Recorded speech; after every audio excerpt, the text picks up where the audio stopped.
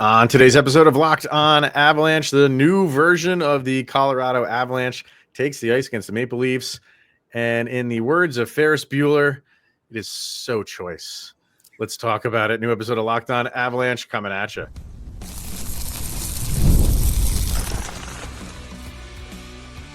You're Locked On Avalanche, your daily podcast on the Colorado Avalanche. Part of the Locked On Podcast Network. Your team every day. All right, everybody, welcome to the Locked On Avalanche podcast, part of the Locked On Podcast Network, your team every day. I'm your host, Chris Maselli. With me, as always, Mr. Shaggy Von Doom, Kyle Sullivan. Thank you for tuning in and making this your first listen of the day. If you want to get in on the conversation, join our subtext. Link is in the show notes below. Chat with Kyle and I one-on-one. Get your opinion, everything Avalanche related, which we share on this very podcast. If you want to say you're dating yourself with Ferris Bueller, and I'm sure we have so many people that are like, I've never seen that movie. And that's where it's like, that's one of those reactions where you're like, you've never seen that. Like, come on now. I took it as a nod to the upcoming Chicago game. Oh, because it does take place in Chicago. There you go. Mines. So we will, you know what? I have the wrong game up there. Through the wonders of technology, it's updated. There you go. So, all right, man. So we're going to get into this. We're going to talk about that matchup with the Blackhawks, the Gabe Landeskog documentary, episode 1. We'll discuss that. But got to start at the top with the most recent game. And that was the first game post trade deadline. This new look Avalanche team. And you got to be happy with what you're seeing here. Like, you're almost giddy. You really are. I know it you know, it's going to be a heck of a run here and a very difficult one when you get into the postseason. But the moves that the Avalanche made kept them in the ball game with going, you know, this run that is every single year with the NHL playoffs. It's one of the most difficult championships to win, and the Avalanche knew they had to make moves. And I know it's just one game, and there will be some maybe growing pains here and there, but you know, you got veterans that you picked up on this team. So those growing pains shouldn't last so long. And for one game, you like what you see, my man. Yeah, you've seen the Avalanche like retool, reshape, and you're always like, well, that's a good team. I can't wait to see what they do in the playoffs. This one feels like they put like armor on, they leveled up. They feel like they got like gritty, tough, and it's just top to bottom. It feels like a never ending, like it feels like that Vegas, Florida type team, like synergy, just with how it runs at the center and how they are already facilitating. Like Nuke got a hat trick immediately off this. Just the different dynamics the Avalanche have now, and they were down 4-2. And you never felt like it was over. Like Nuke got the scoring started less than a minute in the game. And you felt just this new energy, this refreshed, just veteran presence. And EJ didn't even play. And you just feel like something is completely different about this team where you're like, well, I wonder what Avalanche show up tonight. If it's every night looking like that matchup against Toronto, I'm all for it. Give me the cup. Yeah. It's weird because it's a different looking team because they are much bigger. They are such a bigger team, but they haven't lost what they rely on, and that's speed. They still have the speed. It's just you didn't need every single guy to be a speed demon. And I think they realized like we can have a mixture of that. And that's what they went out and got. And that's you said, how many times this year, Kyle, did you say like, what is this team's identity? They have one now. Yeah, they absolutely have one now. And it's maybe they don't even have one. I think they have multiple. Like they are a fast team. They're a defensive team. They're a forechecking team. They have goalie position locked up. Like they are really good, even great in really every aspect of the game. And you saw it in this game against Toronto. And I don't want to say things were not going their way because they didn't have a lead. They lost, so they were down 4-2, like you were saying. But you saw, I put up a graphic over on Twitter at one point, excuse me, of it's like a flow chart, and it kind of like will just have both sides, and one team's on one side, the other team's on the other, and it just has like a graph, and it's like as the game goes on, it like moves. If one team is possessing the puck more, it kind of moves more in their direction. A lot of it was on the Avalanche side. Mm-hmm. They were playing well. They were just not capitalizing on opportunities, and it was one of those games again, Kyle, where we were seeing that where they weren't capitalizing on opportunities, and they were getting a lot of them, and Toronto wasn't getting a lot of opportunities, but they did cash in on them. And as the game was going on, I'm happy with how they're playing, and if it's just they're not getting pucks in the net again, then we can have that conversation again about getting goalied, and but you created opportunities. You were out shooting them. It was like 2-1 after 2. Like in the second period, you dominated that second period. But what happened? I think now this team, the way it's constructed, is just too good for if you play like that for an entire game. The well is going to break, or the dam is going to break at some point. Where the team before it, like maybe it was a little bit difficult for you didn't you don't have those guys that are just offensive like powerhouses. That's left up to the top line, and if the top line couldn't come through, you weren't going to win that game. Now it's if the top line can't come through, they're still going to do their thing. You got a second line that can, and you have a third line that can, and that is exactly what you need. I think that the only slight adjustments that have to be made is like we did with Marty Natchez when he came in. Don't tell him how we do things because it's working. I'm going to do the same thing with Nelson and Coyle, because Coyle setting up that assist behind the net, where I think it was Kiviranta. I haven't seen it was Drouin. Yeah. I haven't seen a goal set up that way for the Avalanche in 100,000 years. I was just like, oh, wow, you could set plays up back here. Like you could facilitate instead of as soon as you get the puck behind the net, you're rimming around the board. Right. Like to put it right back in the slot. I was like, never change, you beautiful man. The other thing, and like that to that 4-2 deficit, the defense has to adjust. And it's not a bad thing. It's not like you actually have to play defense now.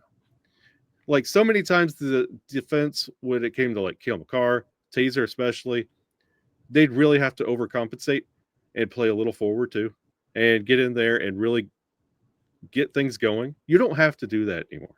And you see that with, I'm not putting the deficit on Blackwood. He had some really good shot looks and they went in. It also comes defensively. Like Cale's got to relearn a little bit how the new forwards are. You don't have to do everything anymore. You can focus more on the defense and not worry about who's dragging here, who's lollygagging. No, just play defense first. The forwards are deep enough where you don't have to worry anymore. And you got to see that little adjustment. And that's a good thing that tonight we get to play Chicago.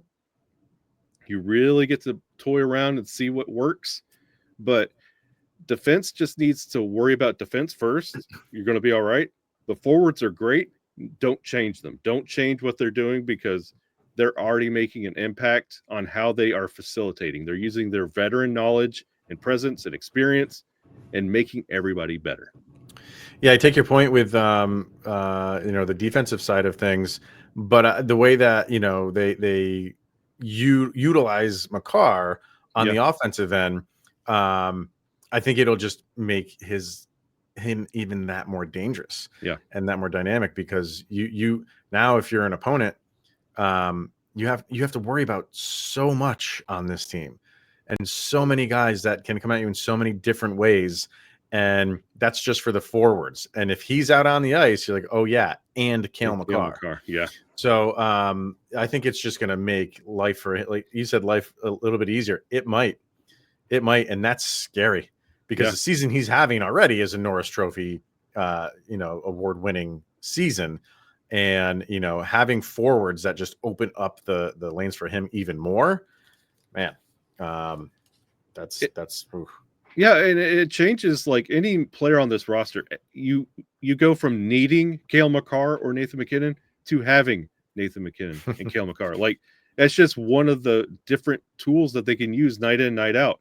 If one gets shut down, like, you don't need Cale Makar to save you every night, and he's not the first thing you're going to worry about. Like, No, having because that little pressure alleviated off of those players, it's going to change the dynamic and the tempo of this team dramatically. all of the new guys pitched in. Yep. And you that second line with Nelson, Nichushkin, Drouin, that's just that could be a top line on so many teams in this league, and you're seeing exactly what can come about from that line. It just and even just Val Nichushkin himself, since he's come back, he has just picked up and just hasn't missed a beat. And you know, he gets the hat trick. He added an assist. So we talked about it, the importance of him, and it's legit. Like there's enough data there to show you how important he is to this team. It's indefensible anymore. He completely is as important as your big guys in Makar and McKinnon. He just is. Well, I'm going to give you one more little bonus nugget just because I love you all. The Colorado Avalanche are currently on a 5-game winning streak. Enjoy it. Like, when have we been able to say that? Like, a 5-game winning streak facing the Chicago Blackhawks. Like, you feel good, and they haven't lost since Nuke's been back. Yeah. Well, I think it's the last 10 games with him. They've won.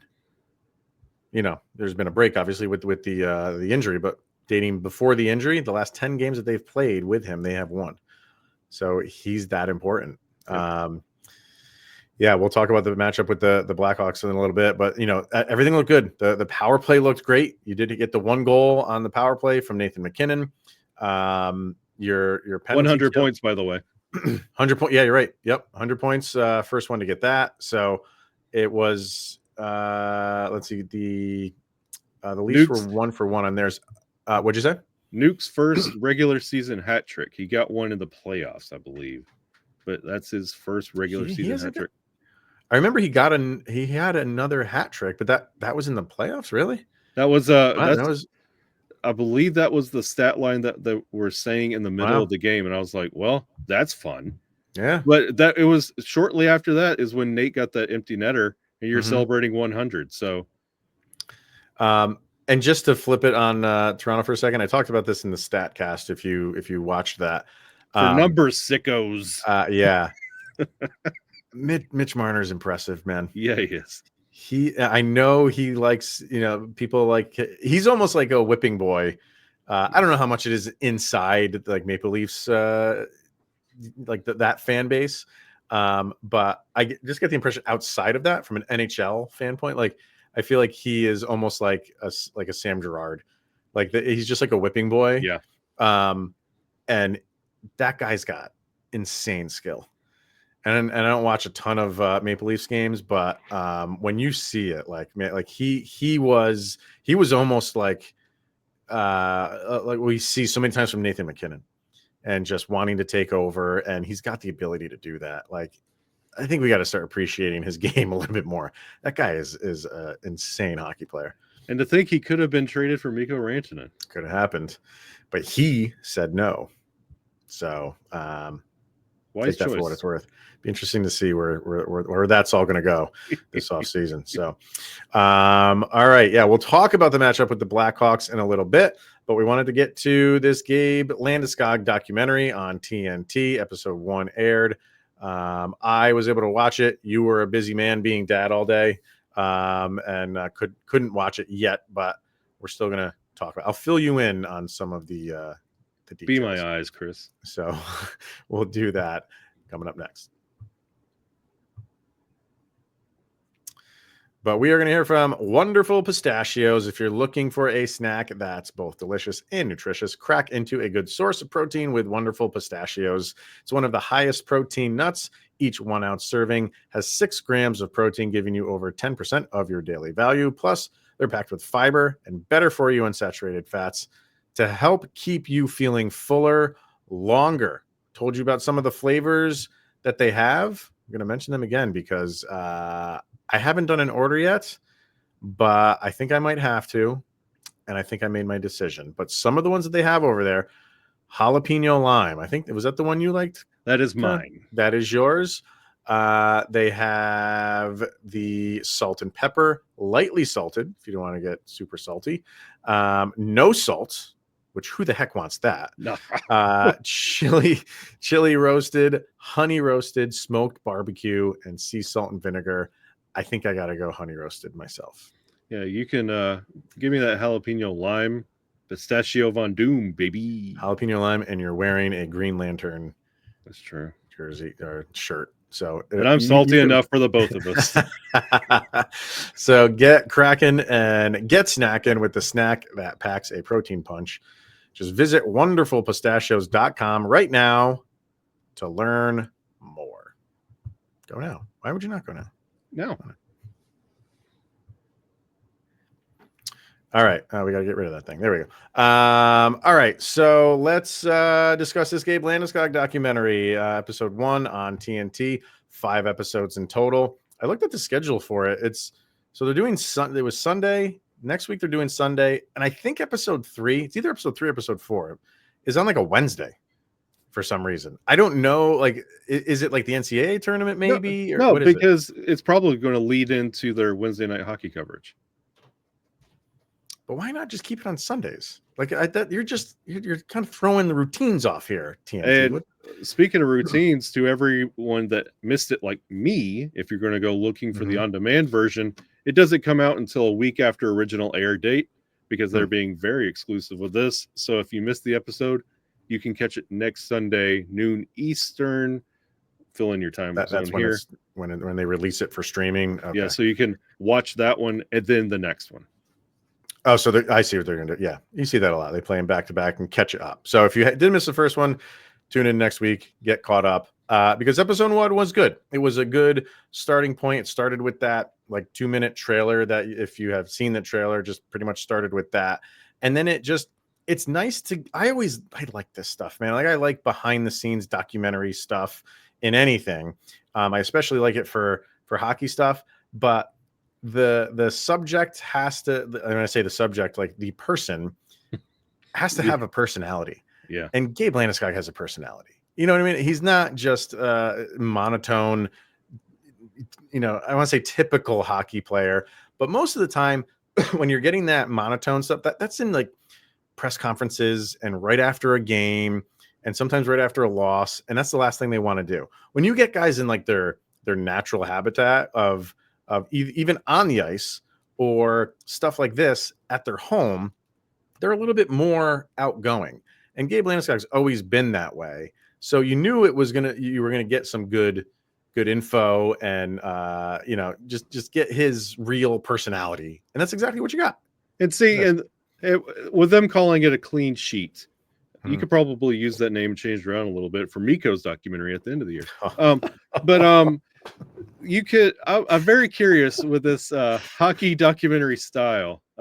Does it feel like? Because I didn't get to watch it. I want you to just be my eyes for a second. Does it feel very? Are we focusing super on the recovery of the injury, or does this feel like a retirement swan song, like best of great? Oh hit? No. Okay. So this is active. I'm coming back. Yes, because a lot of it centers around. He started journaling.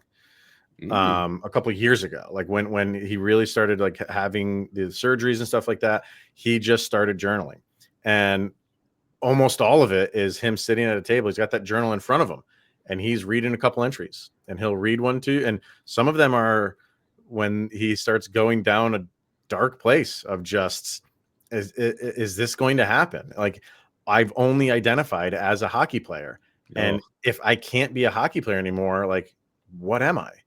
It's really kind of like there's probably some depression that set in, and he talks about it, and so it's almost a little bit too personal, and it's almost a little bit like, oh, you're really letting us in to what's going on behind the scenes. And on top of that, it's not just reading the journal entries.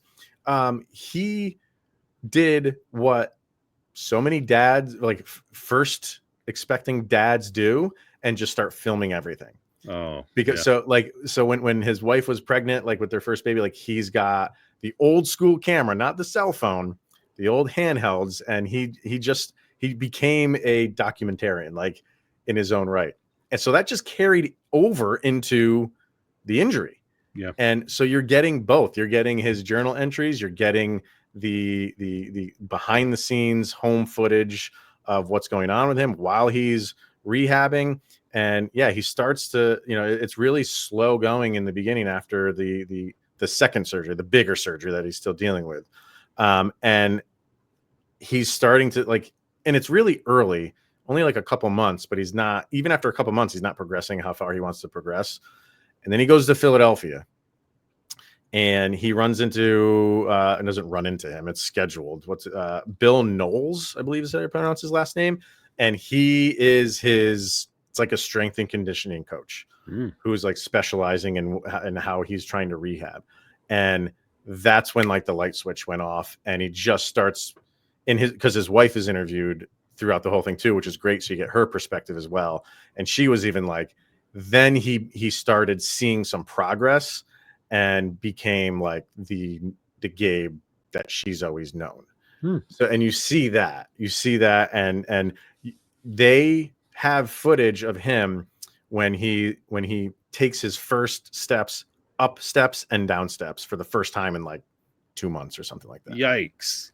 So just think about if you can't walk up and down steps for 2 months and then you finally do it, like that's, it's odd because like you're seeing him like with his kids and his, he's having babies and they're taking their first steps. Oh, he's kind of doing it too. Oh, it's crazy. So I'm going to weep. I think I'm going to weep watching this.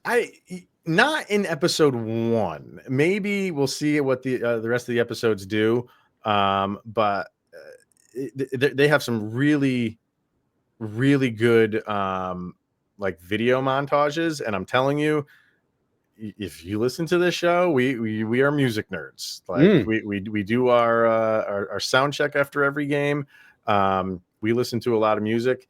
The entire soundtrack on this is Nathaniel Rateliff in the Night Sweats.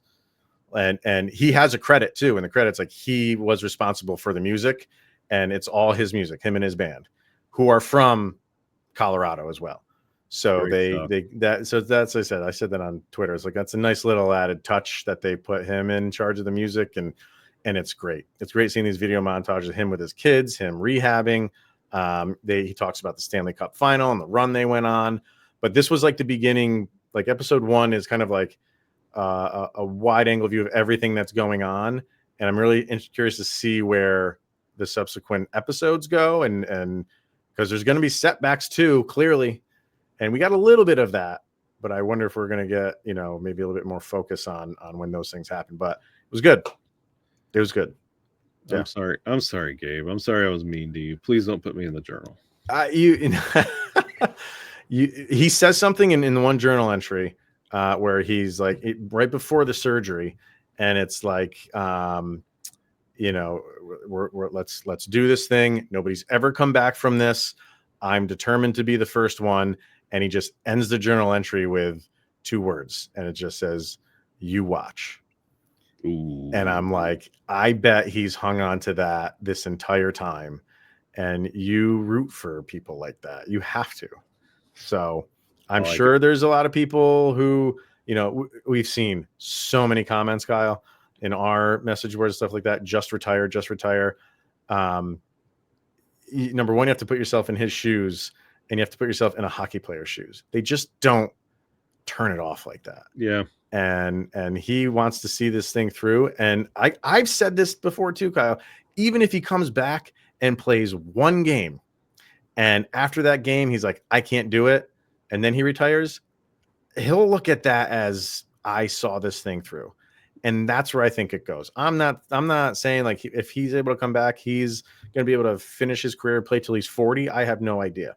But I've always thought he will at least come back and give it a go, even if it's for 1 game.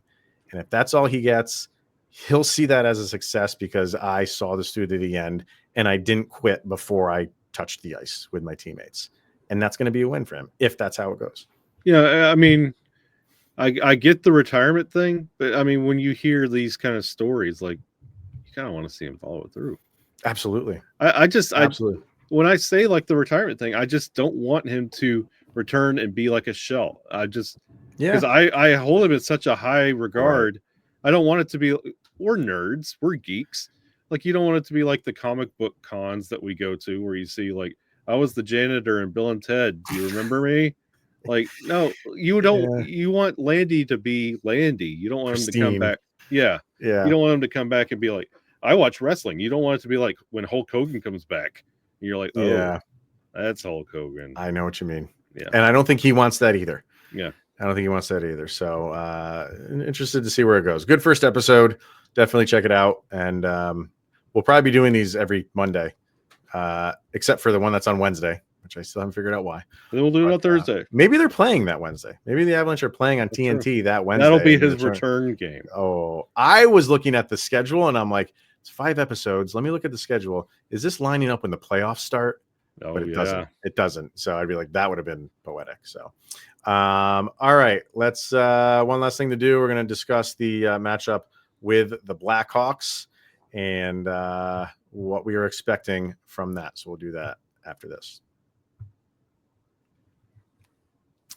All right, let's hear from Factor. And if you're looking to optimize your nutrition this year, Factor makes eating well easy with chef-prepared, dietitian-approved meals that are fresh, never frozen, and ready to heat and eat in just 2 minutes with 40 options across 8 dietary preferences every week.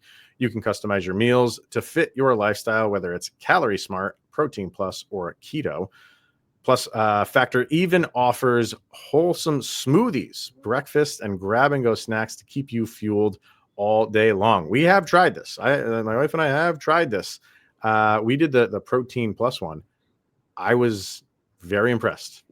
I have to say, very impressed. So if you want to get in on Factor, you can eat smart with Factor. Get started with factormeals.com/lockedonnhl50 and 50 off, and use the code LOCKEDONNHL50 off to get 50% off of your first box plus free shipping. The code once again is LOCKEDONNHL50 off at factormeals.com/lockedonnhl50 off. Can I say it enough times for it to get drilled in your head on what it is? Do I need to say it one more time, Kyle?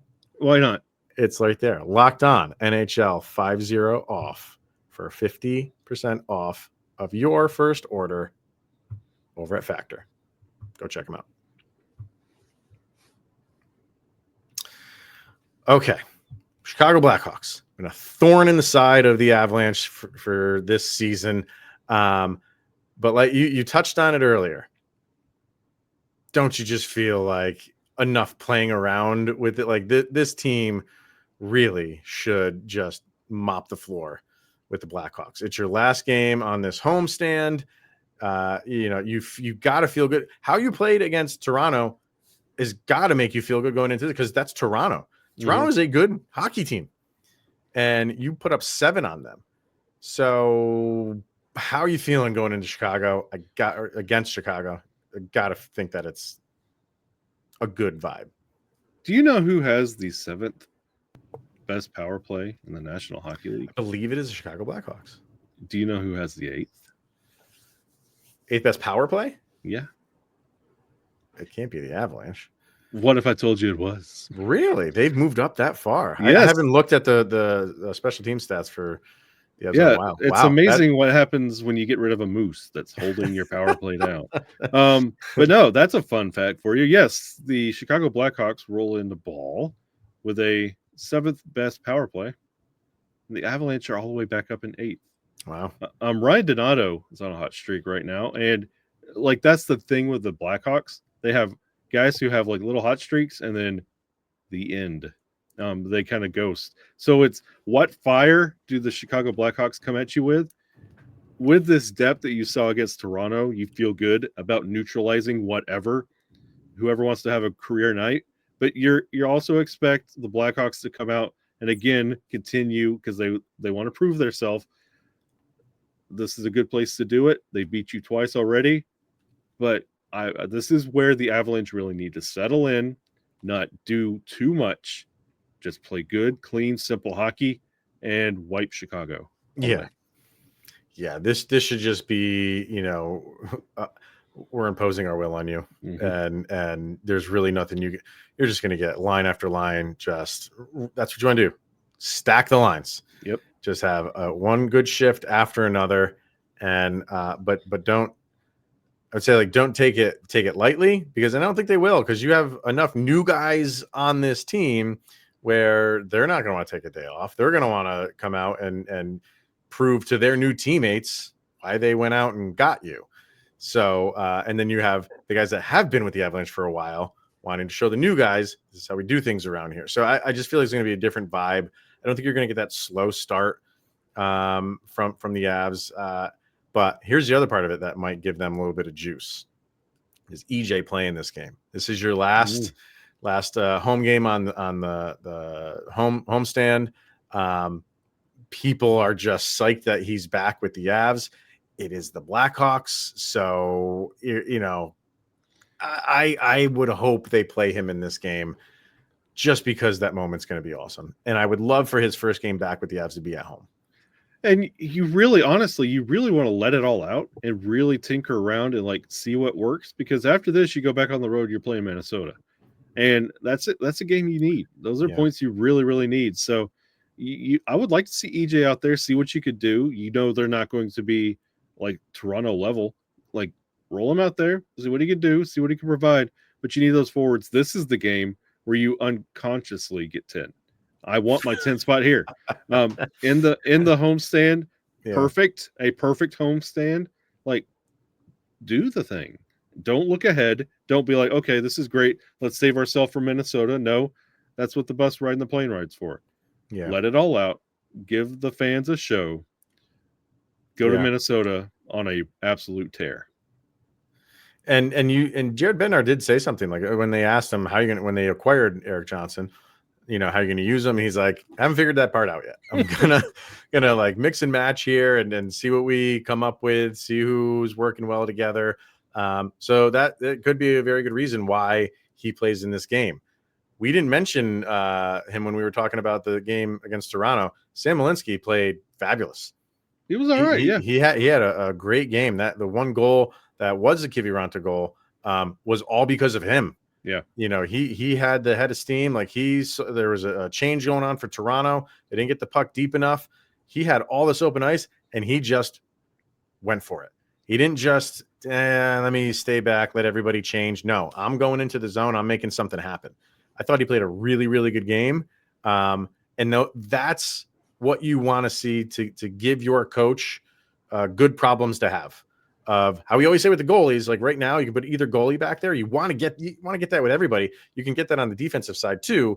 If Malinsky's playing well, get Eric Johnson back acclimated, and away you go. And with Sam Malinsky, we've always said his problem is between the ears. And you saw his play against Toronto. Tell me you survived the trade deadline without telling me you survived the trade deadline. He feels like, oh, okay, I'm still here. They must believe in me. All right, here we go. And you saw every ounce of that in that Toronto game. Great point. Yep. Excellent point. So yeah, you might get it. You might get your 10 spot in this one, sir. I thought it was going to happen at some point this season, but we're running out of games. This could be one of them. So we shall see. It's my white whale at this point. I want it so bad. All right. That'll wrap it up. Con will be back tomorrow to discuss that game. So make sure you tune in to that one. But for this one, thank you for making it your first listen of the day. That is always appreciated. He's Mr. Shaggy Von Doom, Kyle Sullivan. I am Chris Maselli. This is the Locked On Avalanche podcast, where you made it through another 24 hours. Sidney Crosby is that much closer to becoming a Colorado Avalanche, even if it's next year at this point. Can he just retire?